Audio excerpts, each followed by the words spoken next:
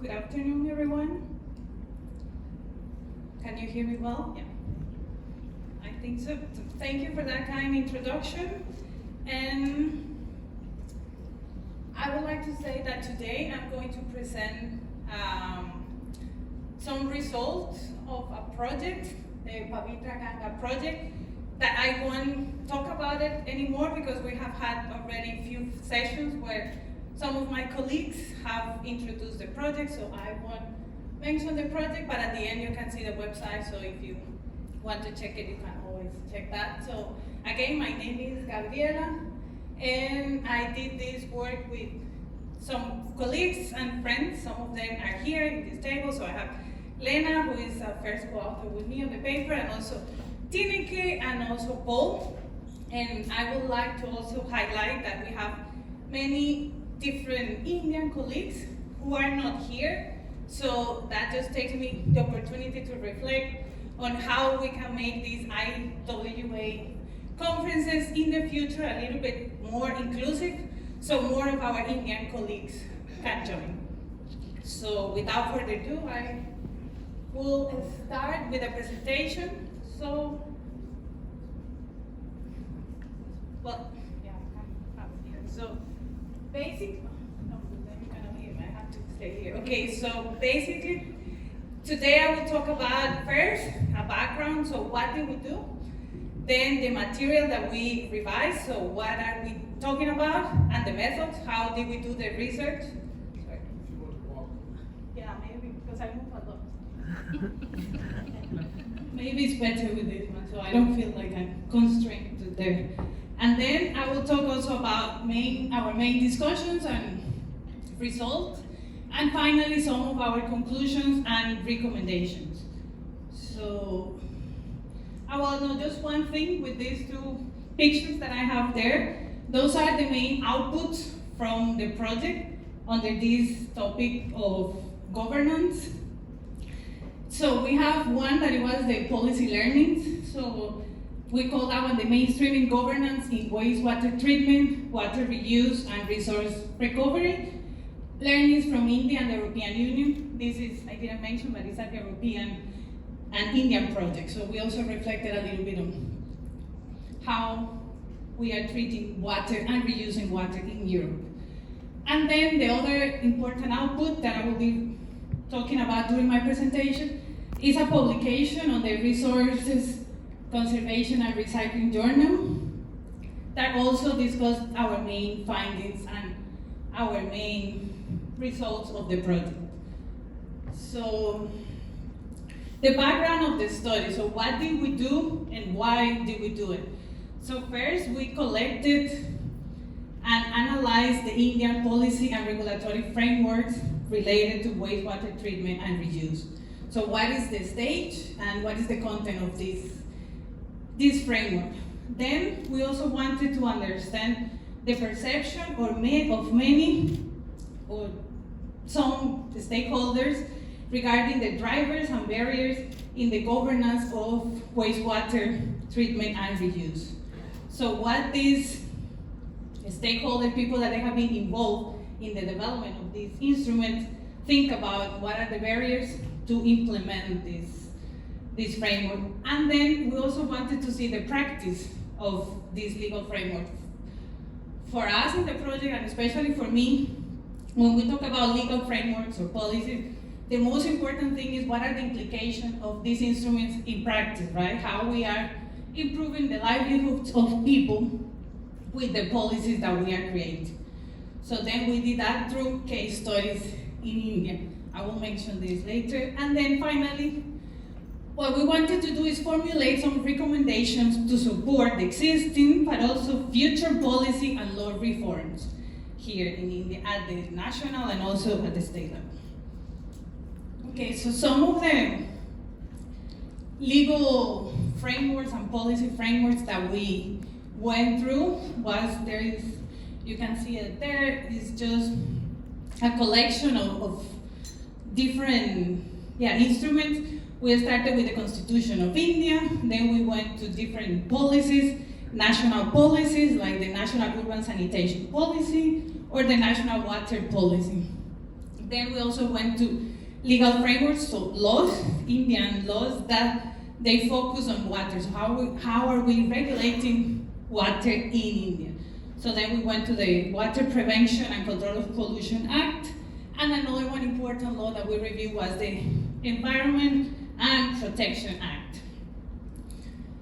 Then we also look at many different development plans. We have discussed all these plans during this conference. So some examples are the Ganga Action Plan 1 and 2 and the Namami Ganga mission that we have also read a lot about this and heard about this in this conference.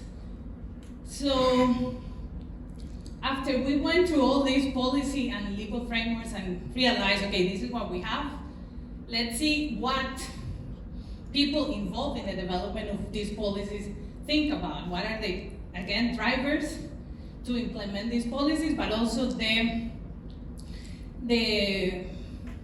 barriers to implement the problems that they were having. So what we did, we interviewed many people that we are calling here panelists. So we talked to government people at different levels, so local level, state level, and national level. Then we also were interested in looking at researchers that they were looking also at implementation of policies and development of policies and what is there. So we talked to all these research. Then we also talked to NGOs.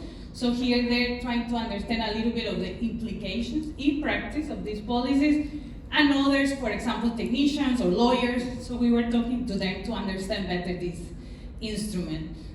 So then just to briefly explain the methodology, so the Delphi process, what we did was conducting 2 stakeholder workshops, so one in Delhi and one in Kanpur, and then we complement all that with a literature review, and the literature review, the case studies that we'll explain later, and then the qualitative analysis of all these instruments. And then what we did to go back to these stakeholders, that's what we are calling the 2-round Delphi study, is to clarify some of the perceptions that they were having regarding these drivers and barriers. So we created a questionnaire. We sent it online because we wanted to conduct more stakeholder workshops and more focus group discussion, but there was COVID and we all know what happened. So in the end, what we did is just send online questionnaires to clarify some of the questions that we had. And then what we did was just to try to understand the consensus and dissensus on the importance of these governance drivers and barriers. So there on the screen you can see some of the drivers and some of the barriers and how we rank them, right? According to what the experts were telling us. So then, as I said, we wanted to go to understand how all these things are working in practice. So to understand that, we did 4 case studies, and just to clarify, we didn't conduct the case studies. What we did with the case studies was a literature review. So we look at different scholars that they have been doing research on this. So we found 4 interesting cases that people were talking about how people are actually reusing treated water in different places in India. So we also wanted to have a broad understanding of how these things are working in India. So we have in the end 4 different cities and 4 different states. So the first one is in Kanpur in Uttar Pradesh, the second one is in Hyderabad in Telangana, the third one is Nagpur, Maharashtra, and the last one is here in Chennai, in the state of Tamil Nadu. So the first 2 are talking about, or what we were discussing is about how different farmers are using reused water for agricultural purposes. So what are all the challenges that they're facing? What is good? What are the advantages? What are the incentives if they have? And the problems that they are having. And the second one was industrial water reuse. So how different industries are using treated water and for what purposes. And again, what are the incentives, the challenges that they have with this. So getting now a little bit into the result and discussion, I hope I still have some time. So just to explain a little bit how we did this, so we were making some statements to see what these stakeholders, these panelists were thinking about that. So for example, when we're talking about the development of the existing legislation, so we were asking in particular about the Indian Constitution. So they were mentioning the importance of Article 246 and 248. So in the first one, they say that it was good because water resources are under the legislative jurisdiction of state governments. That means that each state can regulate the use of water in the way that they want. So they can govern at the state level how to use, protect, or decide what are the penalties for pollution of water. And then in Article 248, they also said that it's very important that even though water governance is under the state level, when we talk about interstates, because as you know, India is a federal state, so they have many rivers that they cross more than one state. So when there is an interstate river, that this one remains under the central government jurisdiction, as well as everything that is concerned environmental problems like water pollution or air pollution. So all that, the one that it has to regulate and govern is the central government of India. So those were drivers. You can see the plus sign up there, so that means that they were considered as positive by all our panelists. However, interesting is to say that after that they were saying, well, that is good. However, the governance system seems many duplicative functions, and there is a lot of overlapping by the institution at the central and state government. So there were a lot of problems there. I won't get into the detail, but that's what they say is good. However, there is problem due to the lack of clarity of responsibilities across central and state government. Well, there we have many important national policies. So some of them is the National Urban Sanitation Policy, the National Water Policy, the Zero Liquid Discharge Policy, and the Tariff Policy. So we also, again, analyze all these instruments and try to understand how wastewater and reuse is regulated here in India.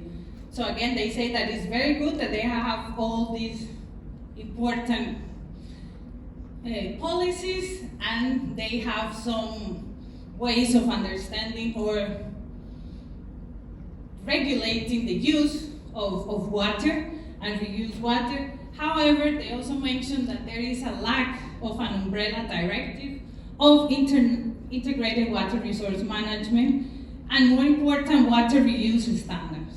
So they highlighted this and said that this should include quality targets for different water reuse purposes and also guidance on regulatory and financial. That was a very important thing that they mentioned. So how are we going to regulate this, but also how are we going to finance this? Let's move forward. So then we also have the Water Prevention and Control of Pollution Act. So again, this is important because it establishes the central and state pollution control board.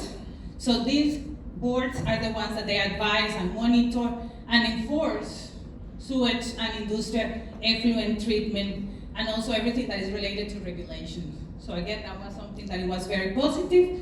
However, but also another one that they mentioned was the Environmental Protection Act, that also that one regulates all the discharge of the STPs and CETPs with the maximum pollutants to be discharged.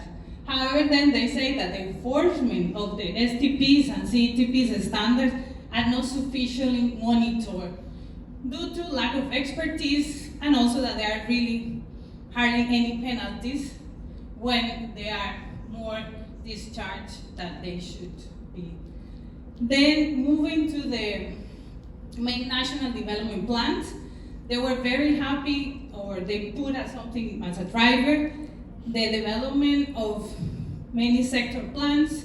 For example, the key flagship national program, that is the Ganga Action Plan, that we have already mentioned, and the current Namami Ganga program. In the same way, the Swat Bharat Clean India Mission and the Amrut Mission and the Smart City Initiative.